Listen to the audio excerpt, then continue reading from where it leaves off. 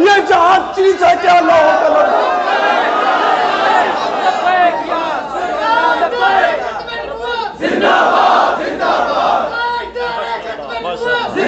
شرط کیا ہے؟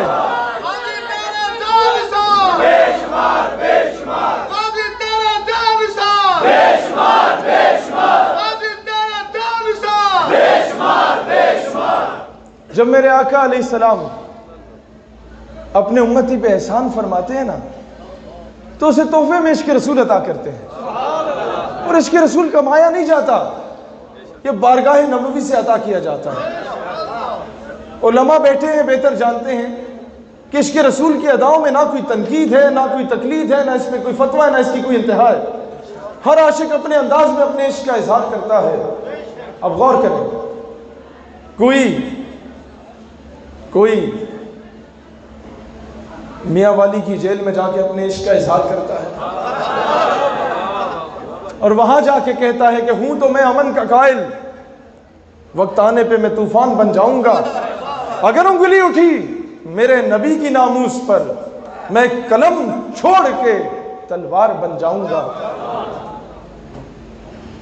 کوئی اپنے عشق کا اظہار میاں والی کے جیل میں جا کے کرتا ہے، پھر کئی سال گزرتے ہیں، غالباً 70 سال کے بعد دوبارہ کوئی الٹی سیدھی بات کرنے کی جسارت کرتا ہے تو کوئی اپنے عشق کا اظہار اڈیالے کی جیل میں جا کے کرتا ہے اور کہتا ہے جنون گردش ماحول کا رخ موڑ دیتے ہیں، ہم وہ مسلم ہیں جو ظالم کا پنجہ توڑ دیتے ہیں، میرے نبی کو توہین کی نظر سے نہ دیکھو، زمانہ جانتا ہے ہمیں ایسی آنکھیں پھوڑ۔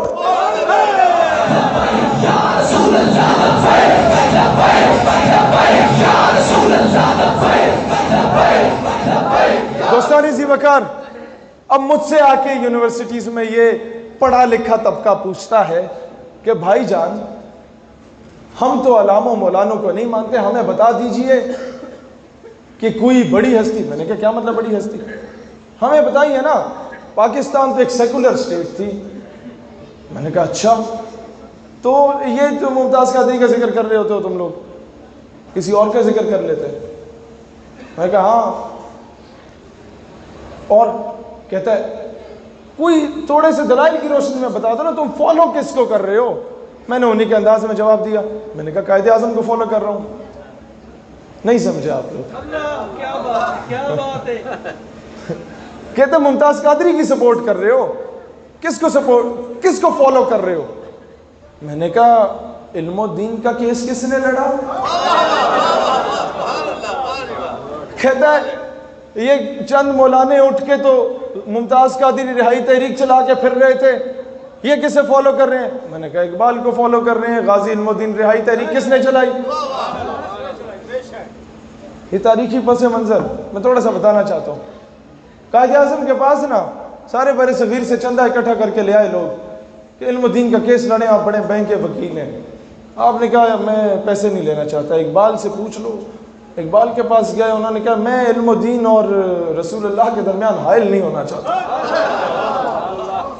یہ عشق کا معاملہ ہے، میں عشق میں نہیں آنا چاہتا، بیچ میں نہیں آنا چاہتا۔ یہ تو بعد کی باتیں ہیں، بعد میں ہوا کیا کہ قائد کے پاس آئے، قائد اعظم کو کہا کہ آپ کیس لڑیں۔ قائد اعظم نے کہا میں کیس لڑتا ہوں، البتہ چندہ میں نہیں لوں گا، یہ میرے ایمان کا معاملہ ہے۔ یہ ماڈ سکواڈ، یہ ماڈرن، قائد اعظم سے زیادہ پیاری پرسنالٹی اس دور میں کسی ماڈرن آدمی کی نہیں تھی۔ ان سے مہنگے پیارے زبردست خوبصورت اور ماڈرن قسم کے پینٹ کوٹ کوئی نہیں پہنتا تھا، زبردست قسم کی ٹائی کوئی نہیں لگاتا تھا، زبردست لیدر کے جوتے کوئی نہیں پہنتا تھا۔ لیکن یہ سب کچھ ہونے کے باوجود جب معاملہ عشق کا آتا ہے نا تو پھر وہ یہ نہیں دیکھتا کہ میرا تعلق کن لوگوں میں ہے، عشق اپنے فیصلے پر خود کرتا ہے۔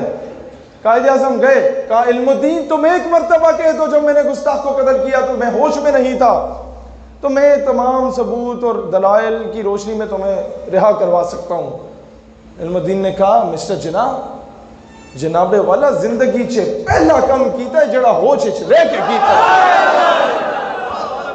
پھر اب یہ تو چھوٹی بات، اب بڑی بات بتاتا ہوں۔ کمرے عدالت میں گئے تو جو جج تھا نا وہ انگریز تھا، وہ کہتا ہے علم الدین تم نے گستاخ کو قتل کر کے قانون ہاتھ میں لیا، تم نے توہین عدالت کی ہے۔